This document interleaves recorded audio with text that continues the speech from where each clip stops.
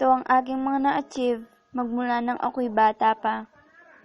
6 na buwan ako dito at sa araw na yan ay binyag ko. Dito naman ay fiesta sa aming barangay. Kinuha ako muse at kami ay nagparada. Dito ay graduation ko ng kinder at nakakuha ako ng medalya.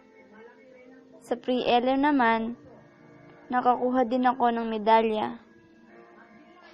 Sa larawang ito ay kasal ng aking ninang at kinuha niya akong flower girl. Sa elementarya, noong ako'y nasa unang baitang, nakakuha ako ng medalya dahil second honor ako sa aming klase. Sa aking ikalawang baitang, sumayaw kami ng intermission number sa araw ng graduation at nagawaran din ako ng medalya dahil third honor ako sa klase.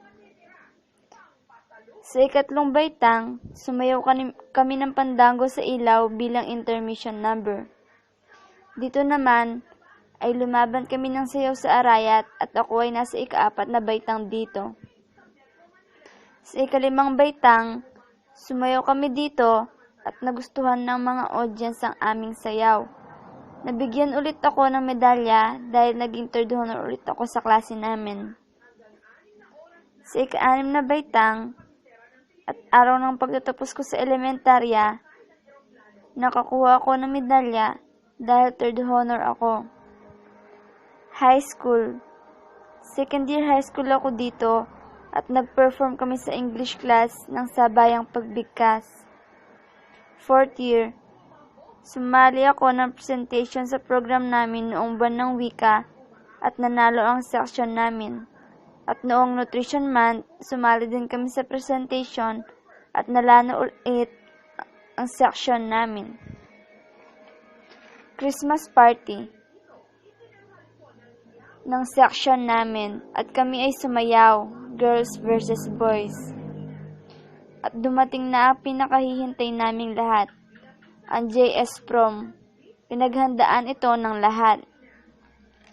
Araw ng pagtatapos sa high school. Malungkot na araw ito sa akin, sa aming lahat. College. First semester. Finals namin sa PE, sumayaw kami ng mass demo at pang 4th place kami. Second sem, project sa humanities, lantern competition, naging champion kami. At sa midterm naman namin sa humanities, ay sumayaw ulit kami at kami ay nanalo sa interpretative dance champion.